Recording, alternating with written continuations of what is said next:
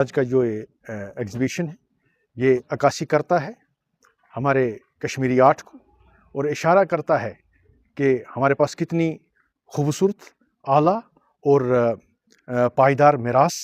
इस वक़्त जो हम आपके सामने देख रहे हैं। और ये बात बाइस फ़ख्र का मुकाम है हम डिस्ट्रिक्ट बडगाम के लिए कि हमारे district development commissioner doctor Bilal Moinuddin Bhatt साहब की सदारत में जो ये एग्ज़िबिशन 3 दिन आज से शुरू हो रहा है 7 तारीख तक। इसमें हमारे chief planning officer Budgam, chief education officer Budgam और हमारे ब्यूरो के एसडीएम साहब इसमें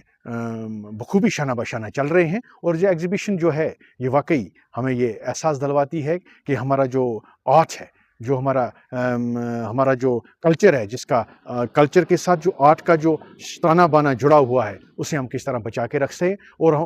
रख सकते हैं और हमारे आने वाली जो पौध है उस पर चल के किस तरह से हम अपने इस कल्चर को एकदम बचा के रख सकते हैं। और मुझे ये इस बात की भी बड़ी खुशी हुई, इस बात का मुझे बेहद फ़ख्र है कि जब मैंने आर्ट की तरफ नज़र दिया, वो पुराना सारा आर्ट मेरे सामने खुल के सामने आ गया और एक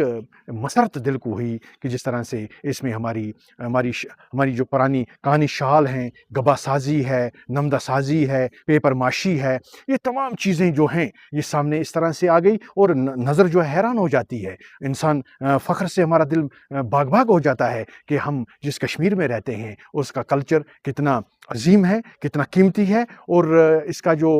ख़याल हम रखते आ रहे हैं और किस तरह से हमारी आने वाली पौध जो है, हमारी आने वाली नस्ल जो है वो किस तरह से इसका ख्याल रखेगी ताकि जो मीरास जो है, ये जो हमारा कल्चर है, जो हमारा जो आर्ट है, ये बचा रहे और इसकी हम आबियावी कर सकें। ये कहूँगा कि मैं अपने deputy commissioner doctor Bilal Moinuddin Bhatt साहब को एक बार नहीं बल्कि हज़ारों बार सलाम करता हूँ कि जिनकी सदारत में ये ऐसा अज़ीम उल शान प्रोग्राम मुनक़्क़द किया गया, ये एग्ज़िबिशन मुनक़्क़द की गई। और उसमें सबसे बड़ी चीज़ जो है, जिस तरह से कांगरी,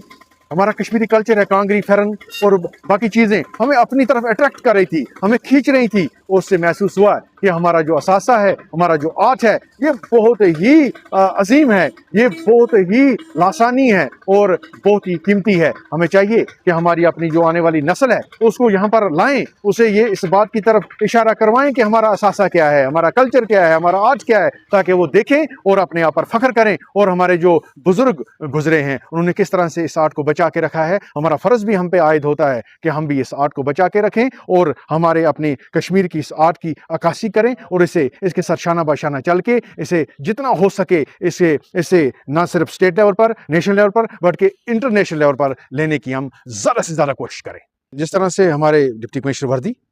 डॉक्टर बिलाल मोइनुद्दीन साहब की सदारत में ये जो प्रोग्राम मुनक़्क़द किया गया,